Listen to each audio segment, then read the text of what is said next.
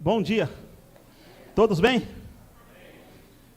Que presença maravilhosa, né? Como é bom servir esse Deus que tudo faz pela gente, pelo zelo que Ele tem na vida de cada um. Como é bom sentir a presença dEle. Como é bom estar na casa dEle. Peço para os irmãos abrir a Bíblia em Provérbios, capítulo 16, versículo 1.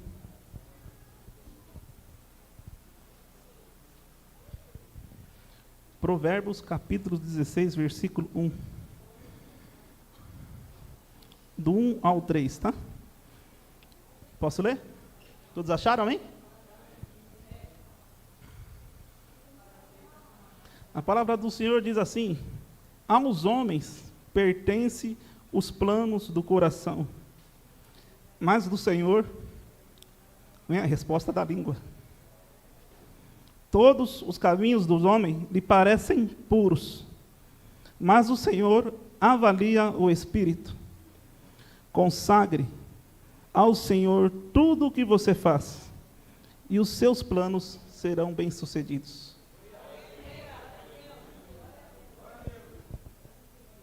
Eu chego até a emocionar. Como que Deus cuida da gente nos detalhes.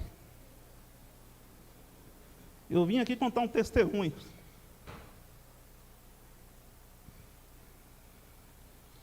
A empresa estava um caos. Trocaram a diretoria inteira. Trocaram tudo. Tiraram todos os diretores, os familiares, os proprietários estavam lá, colocaram a diretoria nova. E chegou a informação que quem tinha salário alto e quem era mais velho de casa não fazia parte. E eu me incluía nisso. O crente, a obrigação dele é orar. Coloca os seus planos na mão de Deus e descansa, mas faça a sua parte. Porque Deus, ele não é obrigado a fazer tudo do jeito que a gente quer. Deus, ele faz as coisas do jeito dele e no tempo dele. E eu passei esses últimos meses assim, já pensando em procurar outra coisa. 24 anos de empresa. E eu falei com a minha esposa, acho que meu ciclo aqui já deu. Só que eram os meus planos, não eram os planos de Deus. E a palavra dele diz: consagre tudo ao Senhor. Teve um dia que estava um clima bem pesado na empresa. E eu no meu canto, trabalhando e orando. A pastora mandou uma mensagem. E ela não estava sabendo nada do que estava acontecendo. E ali Deus tranquilizou meu coração. Porque na mensagem ela falou assim, ó, eu estava orando, Deus falava que vai ter uma reviravolta aí, vai ter uma dança das cadeiras e você vai ser honrado. Eu recebi. Porque eu estava orando com a resposta de Deus. Se era para mim ir ou ficar. Porque se eu agisse com a minha própria vontade, vai dar errado. Eu tenho que fazer com a vontade de Deus. E Deus, ele cuida da gente nos detalhes. Deus, ele cuida da gente no mínimo. Respondi para ela amém e continuei orando, porque a nossa obrigação é orar. Com a revelação dela. Deus usou a vida dela. Só que nós temos que continuar a orar para Deus confirmar, para Deus falar, estou com você. Quando Deus fala, estou com você, que ninguém te para. Ninguém te para. E as lutas veio, né? Guerra espiritual, guerra carnal, enfim. Um mês difícil, um mês pesado, e aquele monte de problema na cabeça. Aí o pastor pregou um domingo aqui, e ele falou assim, aonde você chegar, eu já tinha um hábito que ele ensinou a gente lá atrás, quando a gente chegar em qualquer lugar, para na porta e pede para o Espírito Santo conduzir, pede para o Espírito Santo entrar na tua frente e limpar os seus caminhos. Isso eu já faço, através da vida dele que ele me ensinou. Aí ele ensinou mais um truque, ele falou, essa semana aqui vocês entram e fala para Deus que seja feita a vontade dele. Eu vou falar para os irmãos, é duro, hein? Já pensou se a vontade de Deus é um não? Será que nós estamos preparados para dizer amém? Ou será que nós vamos se revoltar com Cristo? E a partir daquele domingo que ele lançou essa palavra nesse altar aqui, eu comecei a fazer isso. Chegava na empresa, Espírito Santo, entra na frente. Senhor, que seja feita a tua vontade, porque eu não sou digno de nada. Os irmãos crê que Deus, ele abre porta numa parede que nem existe porta. E esse mesmo Deus, ele cria setores para colocar o servo dele. Do jeito que ele abre portas numa parede que não existe porta, ele cria setor. Entrou um gerente novo. Esse gerente novo, eu tinha um supervisor. Eles me chamaram numa sala de reunião. Você já onde eu assino, né? Eles fizeram uma proposta. Eles falaram assim, ó, fizemos um levantamento, não sou melhor que ninguém.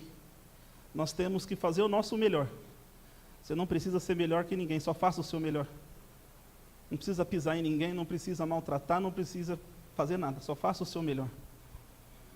A gente fizemos um levantamento e você é o cara mais preparado que tem aqui hoje.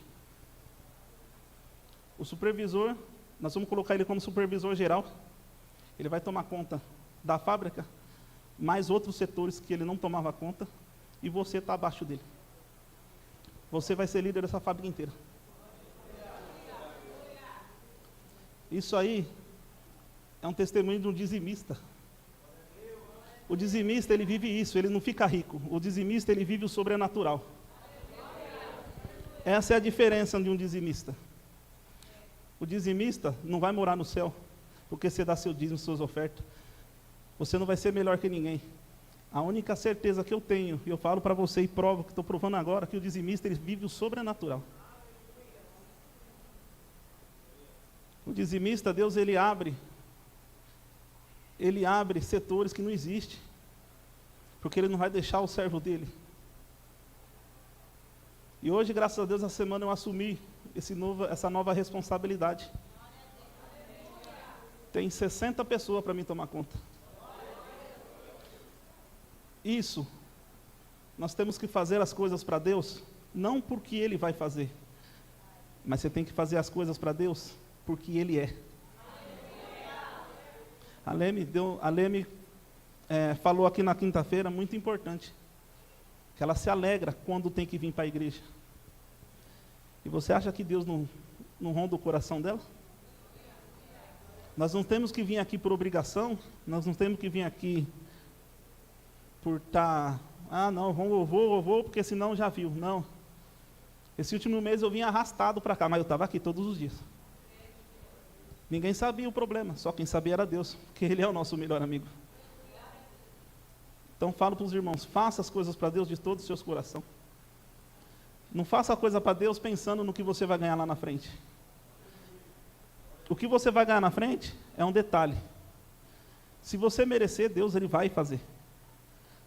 Mas no tempo de Deus, não no nosso, porque no nosso tempo é falho. O nosso tempo tem tudo para dar errado. Então, irmão, quando a guerra vem, se prepara. Porque o inimigo, ele está anunciando bênção na tua vida. Naquele momento você está sendo testado. Deus, ele fala, será que teu coração está em mim mesmo? Na hora do desespero, seu coração está em mim? Que nem você está falando? Todos nós falamos, Senhor, eu confio em Ti. Mas e aí, confia? A partir do momento que você confiar em Deus, de todo o seu coração, e tem que ser forte e corajoso de falar, Senhor, que seja feita a Tua vontade. Porque a vontade dEle, meu sonho era desse tamanhozinho. Olha o que Ele fez com a vontade dEle. Olha o que Ele fez. Se Ele fez isso na minha vida, por que Ele não vai fazer na tua? Ele faz. Mas vai depender muito do seu coração. Ele quer que eu e vocês marchem. Levanta a cabeça, sacode a poeira e vai para cima. Porque os problemas, eles vão vir. Se não chegar diretamente até você, vai chegar o próximo de você. Porque se não chegou até você, porque o inimigo é tão sujo que ele não consegue chegar até você, então ele vai chegar perto. Quando chegar esse momento, crê em Deus. Confia no Senhor. Confia de todo o seu coração. E que seja feita a vontade do Pai sempre. Amém? Agradeço a oportunidade.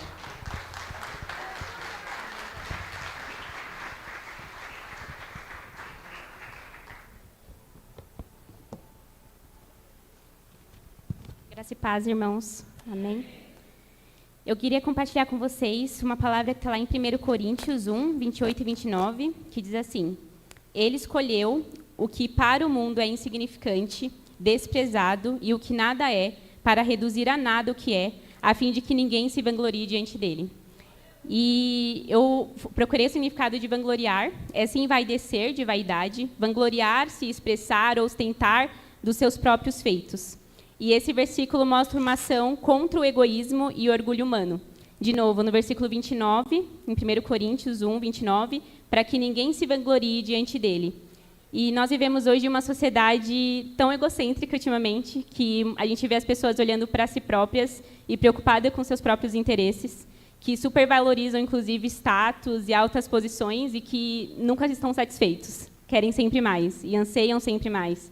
E lá em 2 Coríntios 10, 13, o Senhor diz assim: Nós, porém, não nos gloriaremos além do limite adequado, mas limitaremos nosso orgulho à esfera da ação que Deus nos confiou.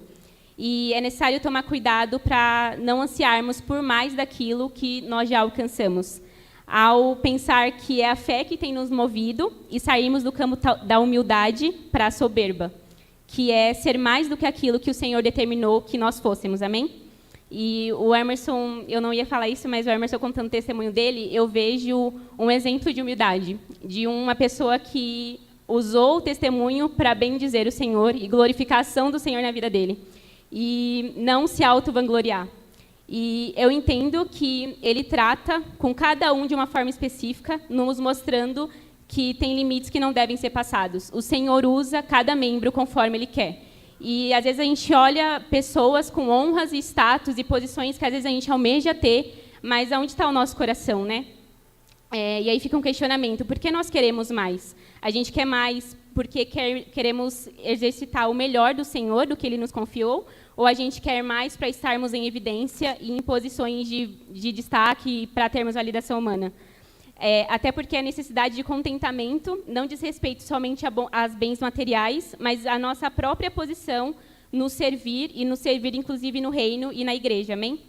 Em Romanos 12, 3, diz assim: Ninguém tenha de si mesmo um conceito mais elevado do que deve ter, mas, ao contrário, tenha um conceito equilibrado, de acordo com a medida de fé que Deus lhe concedeu, não confiando nas nossas próprias forças e capacidade, onde eu posso, eu faço, eu consegui, mas reconhecendo o Senhor em todas as coisas, amém? Tem até um versículo que diz, né, que Ele cresça e que eu diminua, que de fato a minha vida seja um espelho, uma percepção do que Ele faz na minha vida, não sendo mérito meu, amém? Eu não preciso fazer algo que todos fazem, ou buscar validação humana, elogios, pois no final eu só devo agradar aquele que me chamou.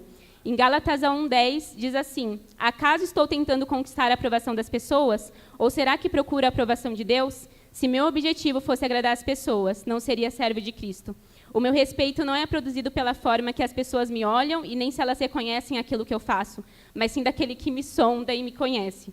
Esse que, inclusive, sendo todo-poderoso, não veio suprir uma expectativa humana, como vemos lá em Isaías, que diz que nele não havia nada de belo, nem majestoso em sua aparência, nada que nos atraísse, inclusive foi desprezado e rejeitado. Se o Senhor, todo-poderoso, Rei dos Reis, Senhor dos Senhores, não buscou estar em evidência, nós também não precisamos ansiar por isso. E eu gostaria de finalizar com um versículo que está lá em Jeremias 9, do 23 ao 24, que diz assim: Assim diz o Senhor, não se glorie o sábio em sua sabedoria, nem o forte em sua força, nem o rico em sua riqueza, mas quem se gloriar, glorie-se nisso, em compreender-me e conhecer-me, pois eu sou o Senhor, e ajo com lealdade, com justiça e com retidão sobre a terra, pois é dessas coisas que me agrado, declara o Senhor. Amém? Agradeço a oportunidade.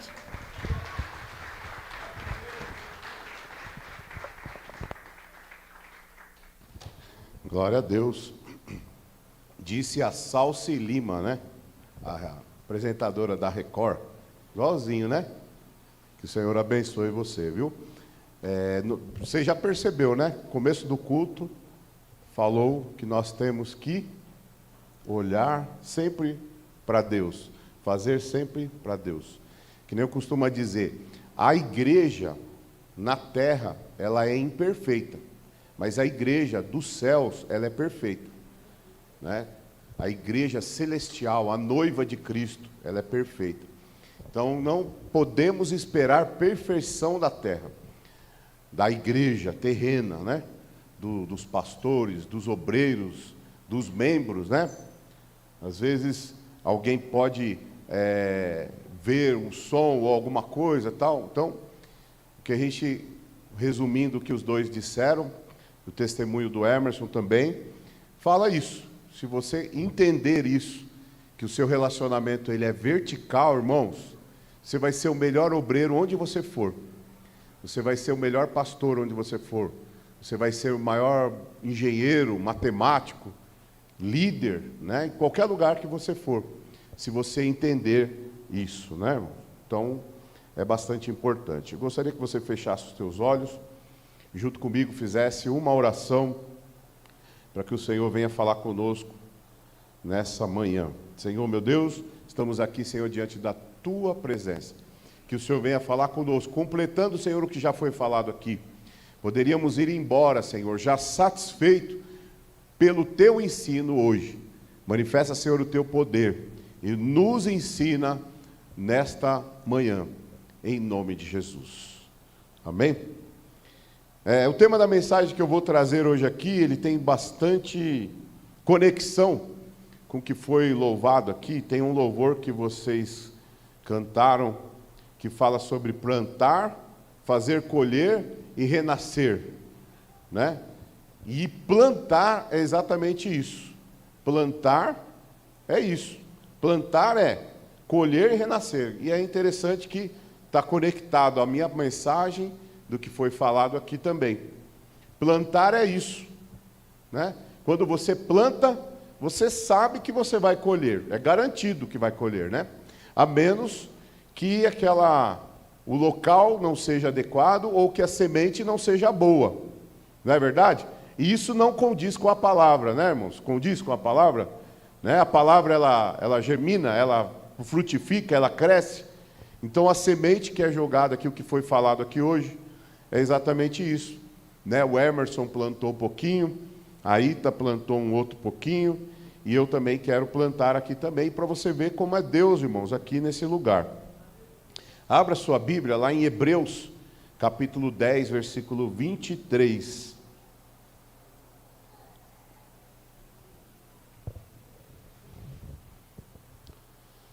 Hebreus, capítulo 10, verso 23.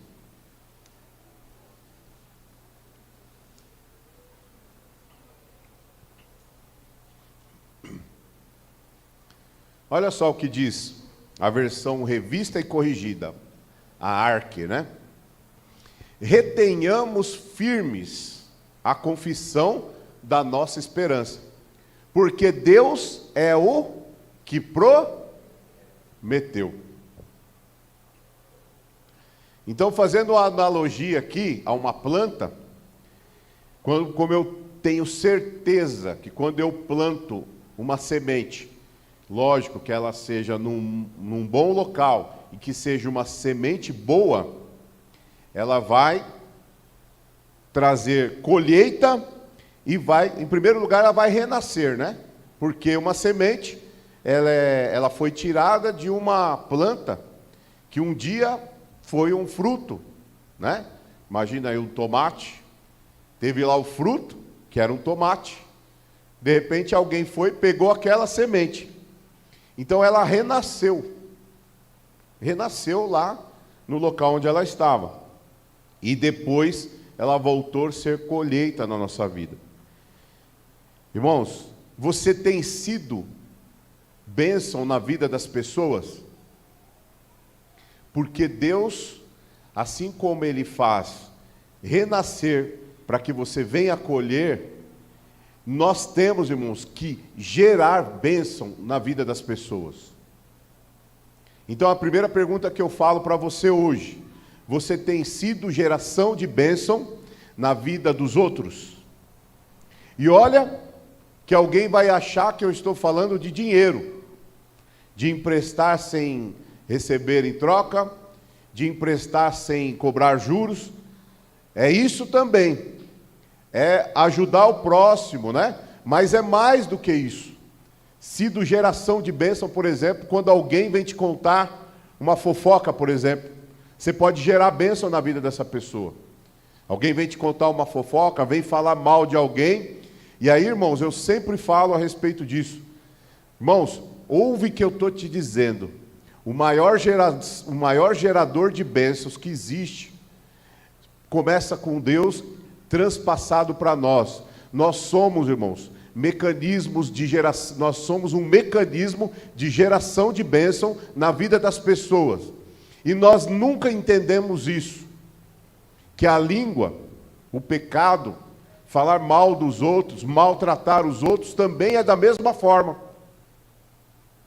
Porque nós somos feitos para gerar bênção, mas não para trazer maldição na vida das pessoas. Você já viu aqui, uma vez nós fizemos uma palestra aqui de jovens, falando sobre relacionamento tóxico, né? Aí falamos sobre toxicidade no nosso relacionamento. Irmãos, Deus fala conosco. Está mandando dizer para você, nesta manhã, se afaste de pessoas que são tóxicas. Essas pessoas que não geram bênção, não vão ser bênção para você, e você vai ser uma pessoa que nunca vai ter geração de bênção na vida de ninguém. Nós estamos aqui, irmãos, para ser bênção na nossa casa. Você foi levantada como mulher de Deus na vida do teu marido. E como que você é lá dentro da tua casa? Você perturba mais a vida do camarada, te afastando ele da igreja? Ou você é geradora de bênção? Você é parte integrante para ajudá-lo? Da mesma forma o marido. Como você está de repente passando por uma crise, você está vendo que sua esposa foi mandada embora, ela também não trabalha.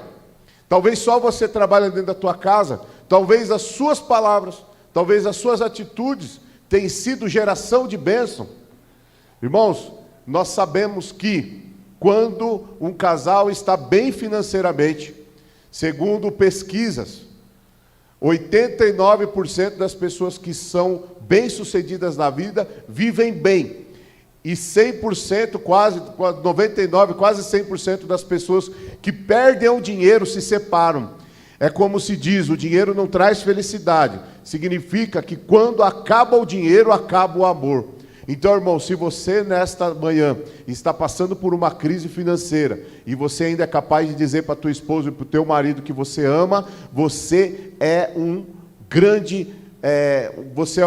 gerador de bênção. E você está entre um guerreiro da resistência, firme e forte, porque hoje em dia já não se vê mais isso.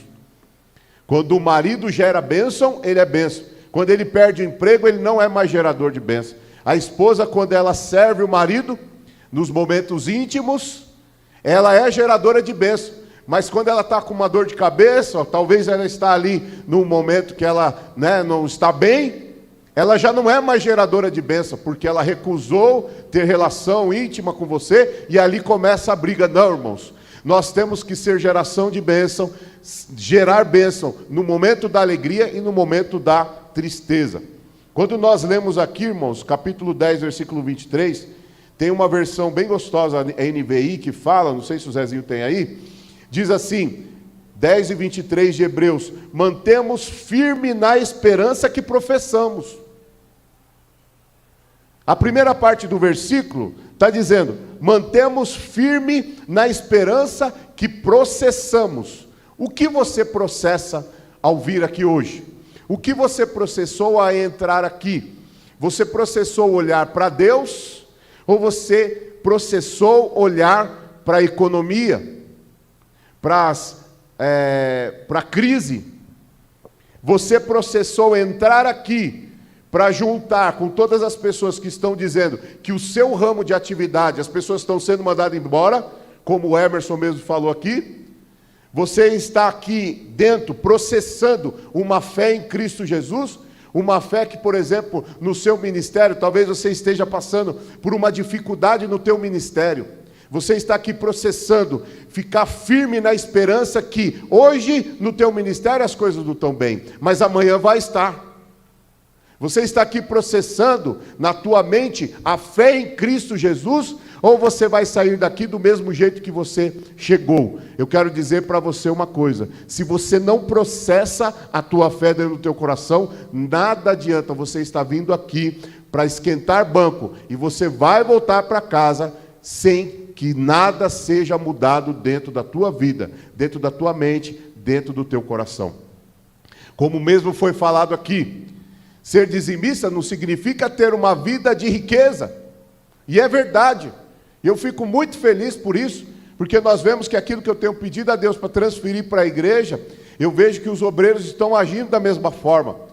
Nós não temos que ajudar as pessoas, nós não temos que gerar bênção na vida das pessoas, para que a gente venha a ter, irmãos, algum benefício.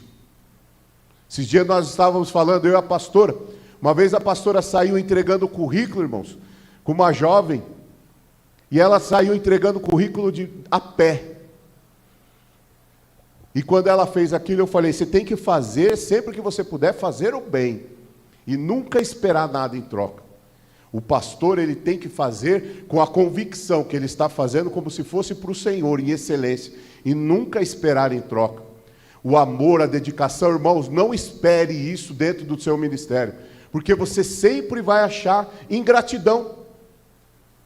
Aí às vezes a pessoa sai da igreja, nem dá satisfação, como já aconteceu de alguém mandar mensagem pelo WhatsApp, pastor, estou indo, estou assim, assim, assim.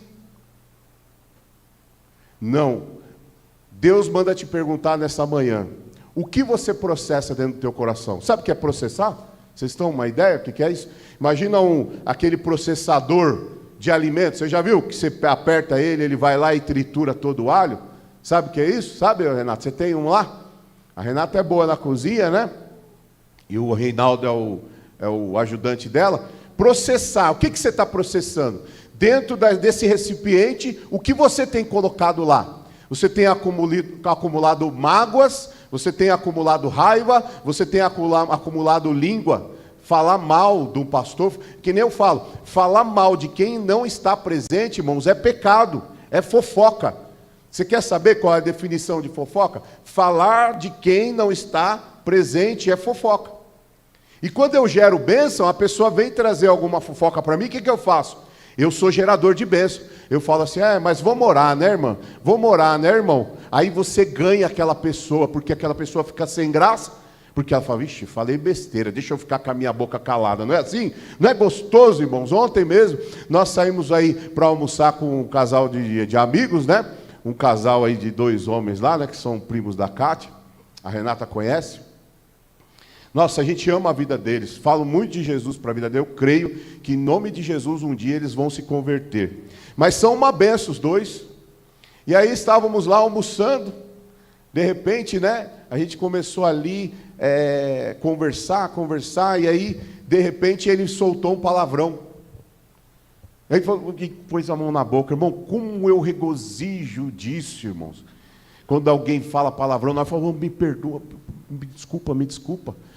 Desculpa que eu falo muito palavrão, me perdoa. Olha como é bênção o meu testemunho na vida daquela pessoa. Agora, será que as pessoas também respeitam a sua opinião, respeitam a sua fé, respeitam o que você está processando? E Deus está falando ao meu coração, irmãos, aquela passagem que diz lá em Salmos, que fala que a boca fala o que o coração está cheio. Talvez a tua mulher não tenha trazido palavras de amor, porque ela está processando pensamentos lá dentro, ali, que ela já não consegue mais falar palavras de amor. O teu marido, ele está com o coração cheio e sai da boca, exala dentro dele palavras de negatividade, palavras de pessimismo, porque dentro dele algo lá está eclodindo dentro do coração. Irmãos, isso Deus está falando com alguém aqui. Tem homem aqui, irmãos, que está processando algo lá que você não perdoou da sua esposa, que você não perdoou do teu marido, que você não perdoou do teu chefe, que você não perdoou do seu amigo que trabalha com você, da sua equipe. Deus está mandando dizer que você está processando. E a palavra Deus está mostrando aqui. André, Deus manda te dizer, para de processar, André. Deus está falando. Para de processar. Uma vez eu preguei aqui a respeito disso. Dentro da nossa mente, segundo a psiquiatria, existem pensamentos, ou melhor, janelas dentro da nossa mente. Janelas killers, janelas light e janelas neutras.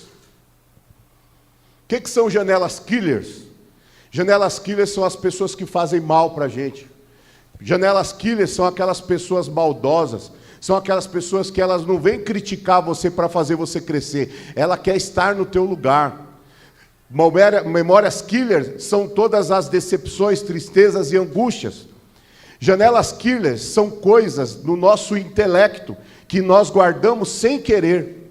Porque você sabe, irmãos, que na nossa vida existem coisas do consciente e do subconsciente. O sub é aquilo que você não controla. O consciente é aquilo que você controla. Está entendendo, irmãos?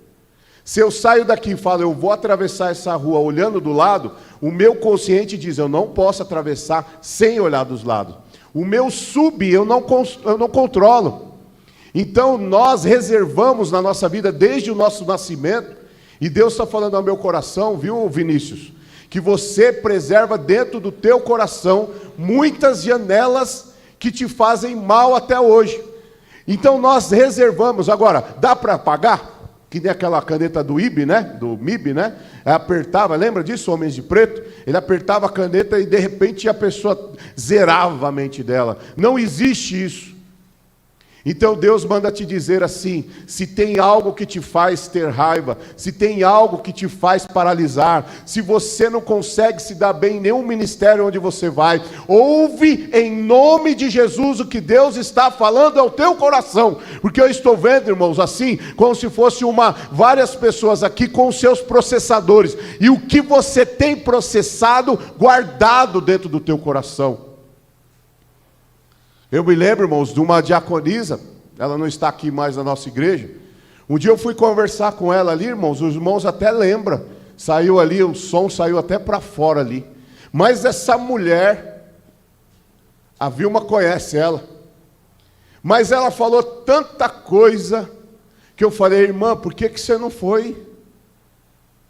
Ah, pastora, mas, sabe, tem coisa que acontece na igreja que eu não aceito.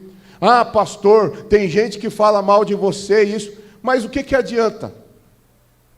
Se nós ouvirmos cada coisa do que está sendo falado e nós não fizermos nada e continuar processando, irmãos, a colheita, ela vai acontecer na tua vida, seja você queira ou não. Se você processa coisas ruins na tua vida, você vai distribuir coisas ruins na vida dos teus filhos, na vida das pessoas, em qualquer lugar que você for trabalhar. Irmãos, ouve o que eu estou te dizendo nesta manhã. Plantar é importante, porque o que a gente planta, a gente colhe, e a gente é capaz de renascer. Talvez Deus esteja preparando, irmãos, quem quer pegar isso aqui na tua mão? Talvez o teu relacionamento hoje, você está no terceiro casamento, não importa, mas Deus está te fazendo renascer. E hoje você vai sair daqui com a certeza, os outros casamentos não deram certo, os outros ministérios não deram certo, as outras empresas, Jéssica, que você passou não deram certo, mas essa que você está hoje, ela vai te fazer renascer e colher, em nome de Jesus, aleluia. Eu vou viver o melhor dessa terra no poder do nome de Jesus. E você que terminou, fez uma carreira, não deu certo, Deus vai te fazer renascer. De repente você pode escolher uma coisa, irmãos. Hoje, quem viu o Emerson cantando aqui? Vocês viram? Cantando aqui, louvando a Deus. Não é verdade? Fazer renascer, fazer plantar e vai fazer renascer, irmãos. Em nome de Jesus, se você entender essa primeira parte da minha palavra, processar o que você está processando. Qual que é o processamento que está gerando dentro da tua vida? Ah, pastor, mas eu tenho muitas mensagens killer. Ah, pastor, mas eu não consigo. Ah, pastor, mas eu tenho muito. Então, em nome de Jesus, Deus vai te trazer à memória aquilo que te dá esperança. Porque, irmãos, Ele é fiel. Segunda parte do versículo, Ele é fiel naquilo que Ele prometeu. Ele quer abençoar você. Foi falado aqui, irmão, não é dinheiro que vai te trazer felicidade. Não é carreira que vai te trazer felicidade. Muitas pessoas às vezes vejo, preciso ver mais, não vi mais, mas é sempre o Silas me traz um cafezinho assim. Hoje você não trouxe mais, né? Aí uma vez ele trouxe para mim uns obreiros assim meio que olhando. Eu falo assim, às vezes a pessoa fala, puxa saco. Puxa saco o quê? Você sai com o pastor e a pastora? Nossa, como é maravilhoso, irmãos. Se abençoar. Sai com a pastora, paga um almoço para ela, abençoa a vida dela. Às vezes, né, irmãos, eu creio que aqui não é assim. Às vezes você sai com o pastor, chega lá, o pastor que ainda tem que pagar a sua conta, você não consegue abençoar nem a sua pastora. Você não consegue abençoar o seu pastor. Antigamente era assim, irmão. Quem lembra dessa época? Lembra, Dani? O pastor fazia assim, irmãos.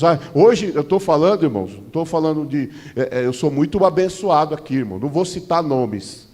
Mas o irmão vira e mexe, ali, o irmão sabe disso. Eu até parei um pouco de colocar no meu status para não dar muito ciúme, né? Mas, irmão, eu sou um cara abençoado, irmãos. Eu falo para você, irmãos, se eu pensar assim, aconteceu muitas vezes, e quem está aqui sabe do que eu estou falando. Eu senti vontade de comer um churrasco, tem churrasco lá na casa do fulano. Eu sinto vontade de tomar um suco de beterraba, tem beterraba lá. Beterraba, quem tem vontade de tomar beterraba, né, irmão? Ninguém tem. Acho que você nem sabe o que é beterraba, sabe? Tem o suco da beterraba. Vontade de tomar um abacate, tem abacate. Eu quero vontade de comer uma pizza, irmão. Eu falo para vocês não acreditam. Às vezes a gente, sem querer, acaba falando valores, mas é verdade, irmãos. Eu sou abençoado, irmãos. Outro dia deu um rolo aí no negócio aí da Sabesp, eu fui lá resolver, tem que ir lá resolver esse negócio da Sabesp, e deve ter fila. E eu falei assim, não, eu vou lá. Levantei de manhã com o meu pensamento positivo, porque nada faz me processar coisas negativas. É outra coisa que eu quero te dizer. Não permita que o pessimista, sabe o que é pessimista, irmão? Aquele que só pensa errado, aquele que só acha que vai dar certo. Irmão, você pode dormir com um camarada, né? O seu marido pode ser um pessimista, a sua mulher pode ser uma pessimista, mas Deus, irmãos, vai através de você, fazer você entrar na cabeça dessa camarada, abrir e falar, você vai professar bênção em nome de Jesus. Quem crê nisso, irmãos? Faz assim com a tua mão, não precisa nem colocar na cabeça do teu marido, faz assim com a tua mão. É profético isso que eu vou te dizer. Faz assim com a tua mão, é o teu cônjuge assim, ó. Faz assim com a tua mão. Você está com a cabeça do Nando na mão, assim, ó. Está com a cabeça da Daniela na mão, da cabeça da Kelly, a Kellyane ali, ó. Está com a cabeça dela na mão. Pega a cabeça dela aí, ô Nando. Vai, coloca ali assim. Faz assim agora. Agora você vai pegar pela fé, irmão, pela fé. Você vai pegar e vai abrir assim, ó. E você vai dizer, Espírito Santo, diz assim, ó. Já está com a cabeça aberta? Diz assim, retenhamos firme na confissão. Repeta comigo. Eu quero reter firme na convicção da minha esperança. Ó, vamos todos juntos. Mantemos firme a esperança que processamos. Dentro desse cérebro, eu profetizo, professar otimismo. Vamos de novo?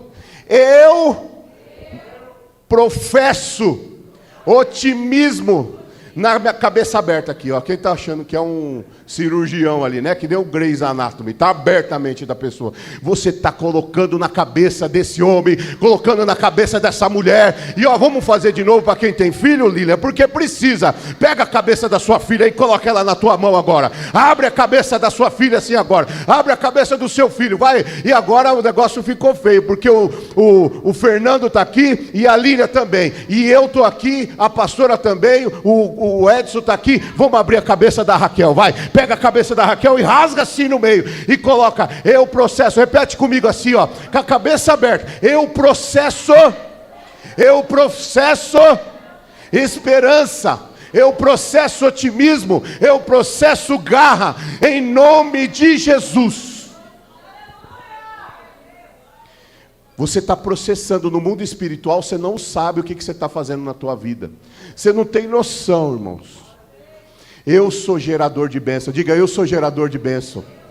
Em nome de Jesus, eu vou gerar bênção. Eu vou colher e vou gerar. Eu vou colher e vou gerar. Eu vou colher e vou gerar. Eu estou vendo mulheres grávidas aqui na Bassurecanta. E eu estou vendo um homem grávido também. Deus manda dizer, irmãos, não é que você vai ficar grávido, mas você vai gerar bênção. Está sendo gerado homem, está sendo gerado mulher. Não estou falando de filhos, eu estou falando de gerar os teus sonhos, gerar os teus projetos e os teus objetivos. Aleluia. O que é mais triste é ver, quando entra ano e sai ano, entra ano e sai ano e você não emagrece. Entra ano e sai ano e você nunca consegue ajudar ninguém.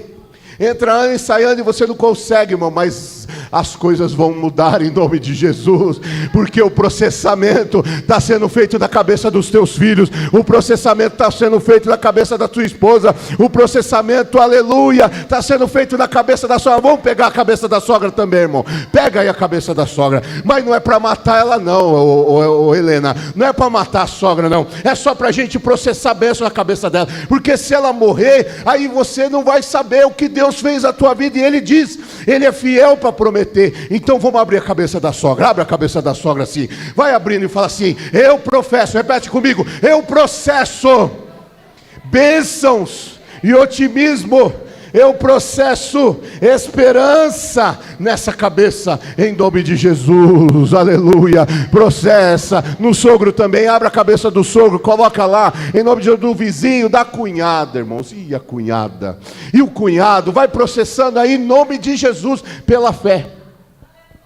E você vai ver que logo, logo os frutos vão vir sobre a tua vida. Ah, pastor, mas a pessoa é daquele jeito, mas você crê que através das suas palavras você vai mudar o coração das pessoas. Você muda o coração das pessoas. Então ele diz aqui a parte B. O Emerson comentou aqui, metido, né? Dentro da firma que tinha lá, você era o melhor. E eu então, Emerson? Eu não era o melhor. Eu era o que menos falava inglês na empresa. Eu era o mais fuleiro que tinha dentro do departamento onde eu estava. O ano era 2015. A bolsa estava acabando com todos os operadores, quem ficava lá em pé. E eu ficava com o telefone lá em pé. A empresa estava sendo trocada por computadores. A cada 4 pessoas substituía a 4 operadores que ficavam em pé com o telefone no ouvido. Eu era um desses. Eles trocaram por computadores. Depois cada 8 pessoas foi trocada por um computador. E aí hoje eu acho que não tem mais, né, irmãos? É tudo computador. Eu estava ali no momento, Emerson, onde eu não era o melhor. Quem me dera se eu fosse assim, ó, dentro de todos, você é o melhor que tem aqui. Eu não era o melhor. Ele está contando testemunho que continue sendo o melhor, viu? Em nome de Jesus, melhor como marido, melhor como profissional, melhor como obreiro, não é? Continue assim. E eu quero lutar para ser também. Mas tem coisa que não dá. Eu não era o melhor profissional. Eu não era o melhor a ser indicado. Tinha pessoas em volta de mim que tinham capacidade e gabarito mais do que eu.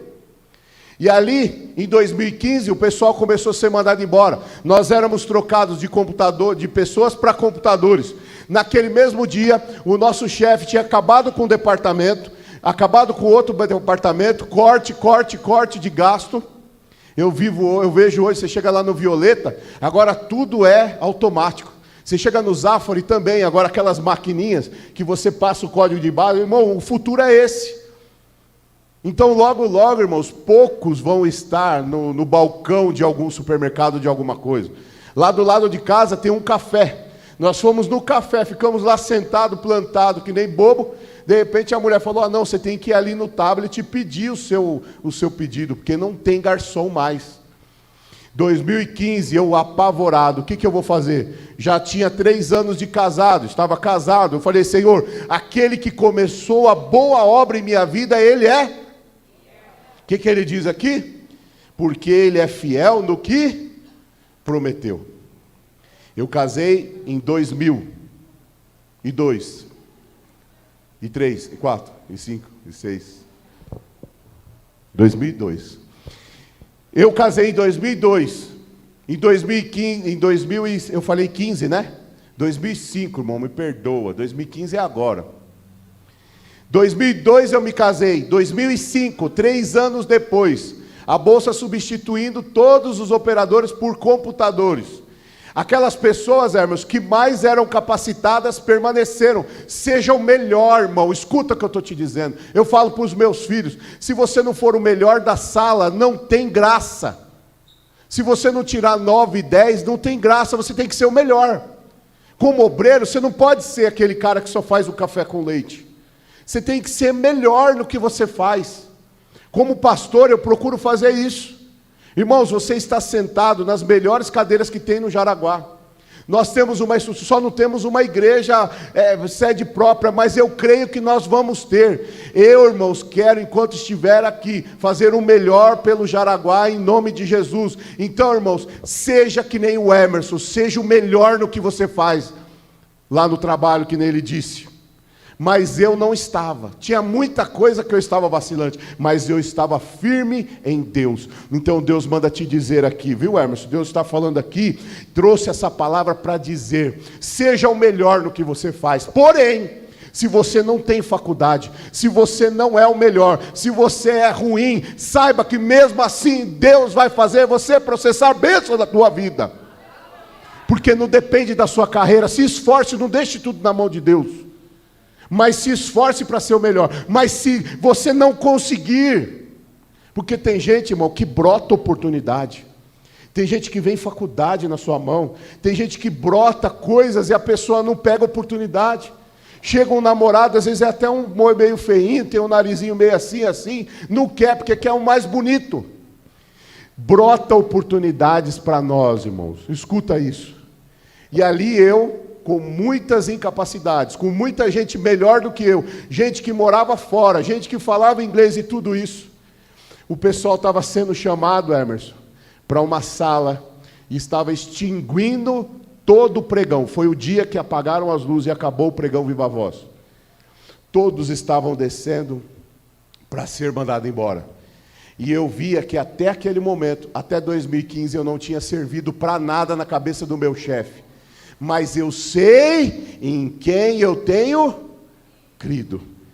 Eu confio, processo a esperança, porque Deus fiel naquele que prometeu.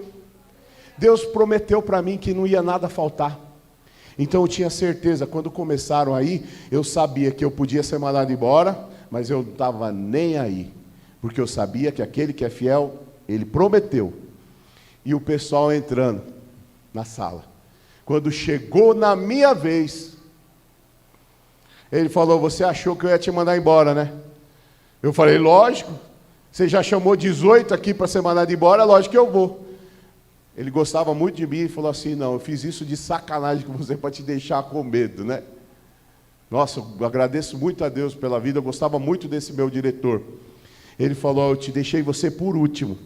Eu já não tinha mais nem estômago, intestino, viu, Jéssica? Dor de barriga e tudo mais, desci as escadas, morrendo de medo. Ele vira para mim e fala assim, eu estou aqui para te dar uma oportunidade. Está vendo essa sigla aqui? SOO, Serviço de Operador, eu até esqueci o nome, Serviço de Orientação ao Operador. Nós criamos essa área e vamos colocar na tua mão. Quando Deus quer fazer, quando você está processando dentro da tua vida, Irmãos, Deus abre janelas, Deus abre porta onde não é possível fazer porta.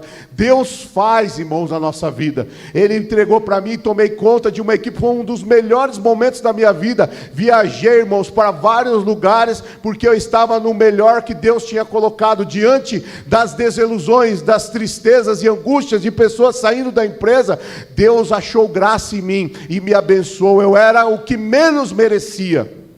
Eu acredito que menos merecia na área material, mas na área espiritual Deus falou: eu vou te levantar, porque você é um dizimista, porque você faz a minha obra, porque você suja seus pés. Nessas épocas, irmãos, eu pegava meu violãozinho, eu e a pastora entrávamos ali em cima. Quem conhece aqui a Coab de Taipas, ali atrás tinha uma favela, agora já virou um monte de casinhas, ali chegando na Cantídio Sampaio. A gente subia ali, irmãos, pisando em cocô, pisando, a pastora tendo ânsia de vômito, mas a gente subia, aquele cheiro de xixi em volta dos barracos que tinham, mas eu ia, subia, levava a palavra de Deus e vidas eram transformadas. Então eu quero dizer para você, irmão, se você faz algo para Deus, faça para Deus mesmo. Se você faz algo, irmão, para os teus filhos e o teu marido, faça mesmo, não requerendo algo em troca, mas de graça. Porque, irmãos, nós que somos pais sabemos disso. Esses camaradinhos, estão tudo aí, ama a mãe, ama o pai, mas aparece uma cabrucha, né? Um rabo de saia, ó. Não é assim, irmãos? Quem tem um filho aqui que já está namorando, né? A Rose tem isso. Arruma lá, ó, vaza, não quer nem saber de você. E ali você vai, ó dias, ó céu, né? Então nós temos que saber, irmãos, que aquele que processa, Deus é fiel e verdadeiro ao fazer na sua vida. Irmãos, 1 João capítulo 5, versículo 14, ele fala: essa é a confiança que nós temos. Aproximar de Deus, que é o relacionamento. Quando diz 1 João 5, 14, essa é a confiança que nós temos, de se aproximar de Deus. Se pedirmos alguma coisa de acordo com a sua vontade, Ele nos ouve. Irmãos, no dia da criação nós vemos o cuidado de Deus. No primeiro dia, Ele fez o quê? O dia e a noite. No segundo dia, os céus e os mares. Os céus e os mares, Deus estava preparando um berço para nós. Nós não existíamos ainda, e Ele foi e fez no primeiro dia, no segundo, no terceiro, no quarto. No terceiro a terra seca e a vegetação. No quarto Ele criou o sol, a lua, as estrelas. No quinto dia os pássaros e os peixes. No sexto dia Ele criou os animais terrestres. E quem mais? Você, diga, criou a mim. Deus te trouxe aqui hoje para te dizer: eu quero que você seja gerador de bênção. Eu quero gerar bênção na tua vida. Eu quero fazer desses próximos anos os melhores anos da tua vida. Aleluia. Ele está aqui hoje ouvindo a tua oração. Ele está aqui ouvindo a tua súplica. Ele está ouvindo o que você faz. Ele está ouvindo, irmão, você que durante alguns dias você falou assim: Senhor, será que vale a pena eu ser fiel a Deus?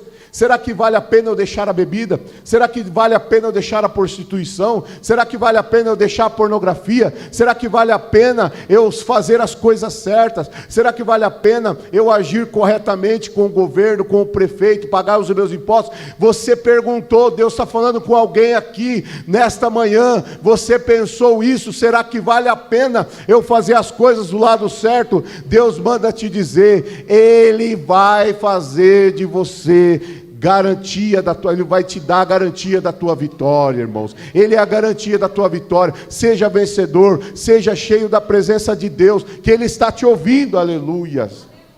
1 João capítulo 5, versículo 18 diz que aquele que é gerado de Deus não vive pecando. Repete comigo: aquele que é gerado de Deus. Aquele que é gerado porque você foi plantado. Então você estava morto pelo pecado. Você tinha uma semente pecaminosa. Você estava cheio de pecado, cheio de lodo, cheio de coisas erradas. Você falava mal das pessoas, você mentia, você enganava, você falava palavrão, você bebia, você usava droga, você fazia tantas coisas. E você sabe que uma semente podre não gera uma semente boa, não é verdade? Pega uma semente podre. Eu era uma semente podre. O pecado, os pensamentos killers que estavam na minha mente, acabando com a minha vida, o meu presente, não deixava com que eu prosperasse no meu futuro. Mas teve alguém um dia, que ele morreu na cruz, para que eu tivesse vida.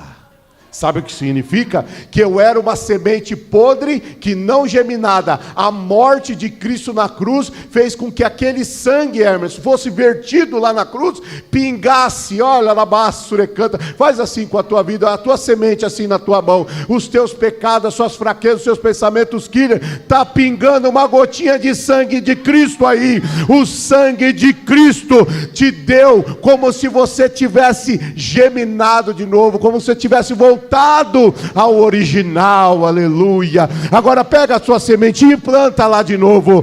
Talvez você não tenha sido um bom filho, talvez você não tenha sido, Deus está falando com alguém aqui, você não foi um bom filho, você não foi uma boa esposa, você não foi um bom marido, você não foi um bom profissional, você não foi um bom obreiro, mas esse pingo que está caindo sobre a tua semente, vai mudar tudo isso.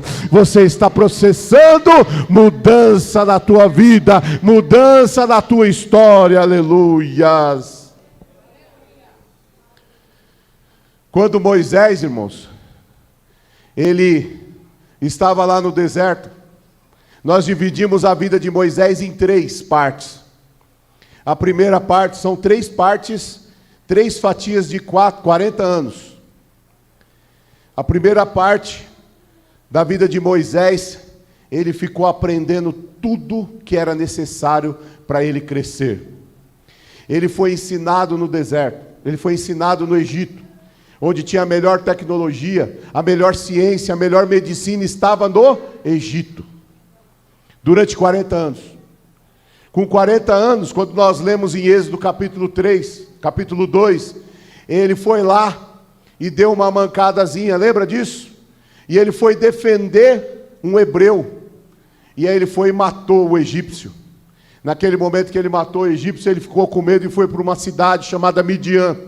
Midian era um local, irmãos, onde pessoas que cometiam crimes ficavam lá para fugir de represária.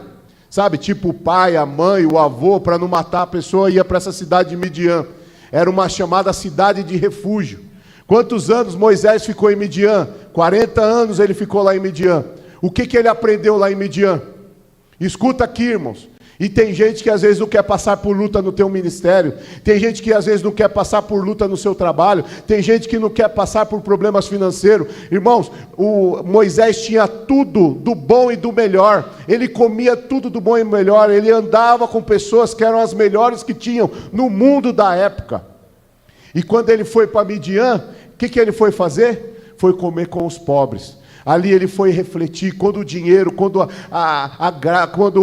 o poder, quando as coisas, as guloseimas da vida nos é tirado, nós começamos a aprender. E quando nós estamos em Midian, nós estamos passando por lutas, porque Deus está testando o nosso coração.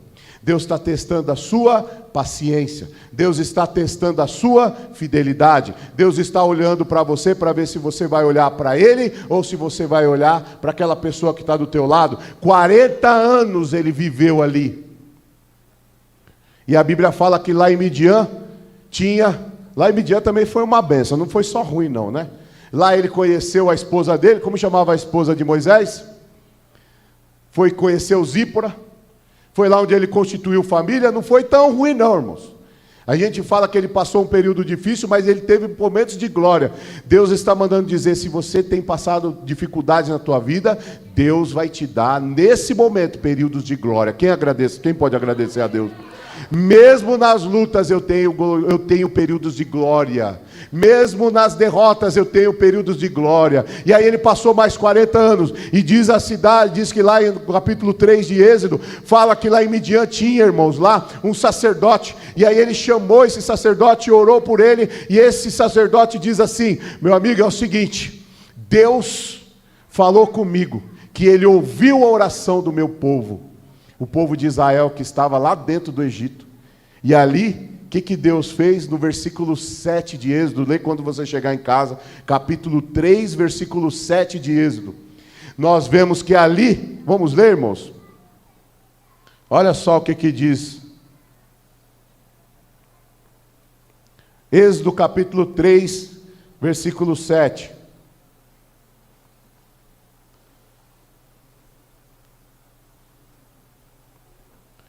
Glória a Deus.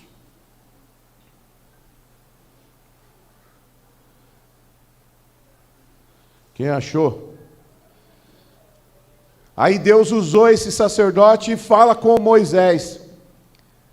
No versículo 7, olha o que ele diz aqui. Então o Senhor continuou falando com Moisés: certamente vi a aflição do meu povo que está no Egito. Eu ouvi o seu clamor por causa dos seus feitos. Conheço o sofrimento do meu povo. Por isso desci e vim livrá-los da mão dos egípcios. Nesse capítulo 7 e 8 eu vejo 4 coisas. Primeiro, ele diz, ele vê. Deus vê a tua aflição. Ele está olhando, vendo a tua aflição. Não fica achando, hoje o povo é muito vitimista. Vitimista, tudo acontece comigo, tudo comigo. Não, Deus está vendo a tua aflição. A segunda coisa que nós vemos que, primeiro, Deus vê a tua aflição. Segundo, Ele ouve. Então, mesmo sem você orar, Deus vê. E quando você ora, Ele também ouve a tua aflição. Então, irmãos, no versículo 7 e 8, nós vemos, primeiro, Deus vê. Segundo, Ele ouve. Em terceiro, Ele conhece o nosso sofrimento. Lembra que Ele disse, através de Jesus, disse assim, que vinde a mim todos que estáis cansados, sobrecarregados, que eu vos aliviarei. Ele conhece a tua aflição. Se você desistir agora, você é covarde, porque Ele vai ajudar você a carregar a tua carga, porque Ele conhece a tua aflição. Ali Ele diz que Ele vê, Ele ouve e Ele conhece. Repita comigo: Ele vê, Ele ouve e Ele conhece. Ele vai passar contigo a tua aflição. E em quarto lugar, o que Ele fala? Eu desci para livrar vocês dos egípcios, diz o Senhor. E é isso que eu quero terminar a minha palavra te dizendo. Se você está aqui dentro dessa igreja, você precisa sair daqui entendendo: Deus vê a tua aflição, Deus ouve a tua aflição. Continue pedindo, continue glorificando, continue levando o Senhor em adoração, porque Ele ouve. Alabassure canta, e Ele conhece. Ele conhece. Talvez você fale, essa eu não vou aguentar. Talvez você olhe um obreiro e diz, agora aquela pessoa não vai aguentar. Mas Deus conhece e Ele te dá força. Não desista agora, vá por mim. Vá por mim. Ele conhece. E em quarto lugar, eu desci agora para livrá-lo. Ele desceu agora para livrar você do inimigo. Você vai crescer como um leão dentro da tua vida. Sabe como? Processando isso que foi falado aqui nessa manhã. Você vai ser o melhor, irmão. Não é só um não. Não é que nem eu não, irmão. Vai ser que nem o Emerson lá no trabalho dele. Só o cara vai falar assim, você é o melhor. Você está para você entender isso? Que Deus será comigo e será com ele. O melhor. Já pensou, irmão, o seu chefe vira e fala, você é o melhor no que você faz, irmão? Mesmo assim, se você não for o melhor, Deus te torna melhor. Mesmo se não você for o melhor, Deus te torna melhor. E ali, em 2005, eu fui, irmãos, para uma equipe nova. Algo que não existia. Sabe lá no seu trabalho, você fala, não tem nem como eu ser abençoado aqui. Você olha e fala assim, naquela igreja não tem muito jovem, como é que eu vou arrumar um namorado lá? Sua cabeça está aqui. Mas ali um fulano se destaca, o outro não se destaca, como obreiro. Mas eu queria ser isso, porque o outro foi, eu não fui. Sabe por quê? Porque você está olhando para aqui, está olhando para o agora. Se você processar na tua vida, você vai olhar para Deus, seja diácono, seja obreiro, seja pastor, seja qualquer coisa que você for dentro do ministério do Senhor, você vai viver o melhor. Se você processar dentro da tua vida, bênçãos em nome de Jesus. Eu nunca me esqueço de uma vez que chegamos aqui na igreja, estava chovendo, um frio lascado, a Thaís saiu debaixo de chuva, foi levar o guarda-chuva para a pastora, para ela entrar. Sabe o que é isso? É honrar a tua pastora. Eu fui honrado outro dia, fui andar de moto com o Pedro, não deixou eu pagar nada lá, eu fui honrado. Honre o teu pastor, não é puxar saco não, é honrar aquele que merece honra, irmãos. E não é para fazer, não, irmão, faça, honre o teu pai. Eu não estou, você fala, não, o pastor está tirando, não, tá bom, então honre o teu pai. O que a Bíblia diz? Irmão, se você não honra o teu pai e a tua mãe, pode ter certeza que você vai viver pouco. É bíblico isso. Honra o teu pai e a tua mãe. O João honrou o pai dele até o último dia. Não foi, João? Deus tem honrado, irmãos. Esse homem ajuda muito aqui na igreja, irmãos. Os nossos dízimos aqui, dizimista fiel, o João. Deus tem honrado a vida dele, João. Não é porque você é bom o que você faz. Deus honra você porque você honrou seu pai. Você honrou sua mãe. Se você não honra o seu pai, se você não honra a sua mãe, irmão, você vai viver pouco. E ainda, cheio de amarras da tua vida. Agora, se você abençoa o teu pai, pega um dia, conversa com ele, paga um McDonald's para ele, paga um pouco louco para sua mãe, leva ela em tal lugar. Sabe, fala assim, né? Que nem o Felipe, você não trabalha, Felipe, chega no Moisés qualquer dia e fala, pai, me dá um dinheiro aí que eu quero levar minha mãe no Mac. Ela nem precisa saber que o dinheiro é dele. Cadê os filhos que não trabalham abençoando os seus pais? Abençoa a tua mãe, abençoa o teu pai. Porque sabe o que eu estou dizendo? Deus está falando aqui no meu coração. Hoje você abençoa o teu pai. Amanhã o teu filho vai abençoar você. Deus está mandando dizer para você, Eric, abençoe os teus pais e honre eles, porque teus filhos vão abençoar você.